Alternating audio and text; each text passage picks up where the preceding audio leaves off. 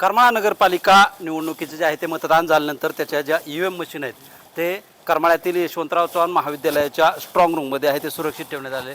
या ठिकाणी आपण पाहू शकतो की त्या सुरक्षेसाठी जे आहे ते प्रशासनाच्या वतीने जे आहे ते कडेकोट असा पोलीस बंदोबस्त या ठिकाणी ठेवलेला आहे। या ठिकाणी आपण पाहू शकतो की यामध्ये विविध विभागाचे कर्मचारी असून यामध्ये 2 सशस्त्र कर्मचारी देखील तैनात असल्याचे चित्र या ठिकाणी आपल्याला पाहायला मिळते। यामध्ये या स्ट्रॉंग रूमवरती जे आहे ते प्रशासनाच्या वतीने जे आहे ते 8 CCTV कॅमेरे जे आहेत ते बसवलेले असून खाजगी एक करमाळा शहर विकास आघाडीच्या माध्यमातून देखील बाहेर एक CCTV बसवलेला असून यामध्ये जे आहे ते या स्ट्रॉंग रूमवरती एकूण 9 CCTV कॅमेऱ्यांची नजर असून येणाऱ्या 4 दिवसामध्ये जे आहे ते या नगरपालिकेच्या निवडणुकीचा निकाल असून यामध्ये करमाळामध्ये आपण पाहायला मिळते की तिरंगी लढत या ठिकाणी आपल्याला झाल्याचं चित्र या ठिकाणी पाहायला मिळते।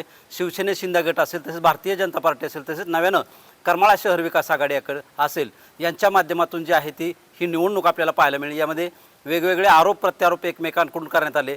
त्यानंतर जे आहे ते मतदारांनी जे आहे त्यांचे मतदान केल्यानंतर त्यांचं जे मत आहे ते या पेटीमध्ये बंद झाल्यानंतर ते सध्या सुरक्षित स्थळी असल्याचं चित्र या ठिकाणी पाहायला मिळतं। यामध्ये जे आहे ते आपल्याला या ठिकाणी येणाऱ्या 4 दिवसामध्ये जे आहे ते निकाल स्पष्ट होणार असून यामध्ये जे आहे ते मतदारांनी कौल कोणाच्या बाजूने दिला आहे हे देखील पाहणं गरजेचं आहे। शीतल कुमार मोठे, TV9 मराठी, करमाळा, सोलापूर।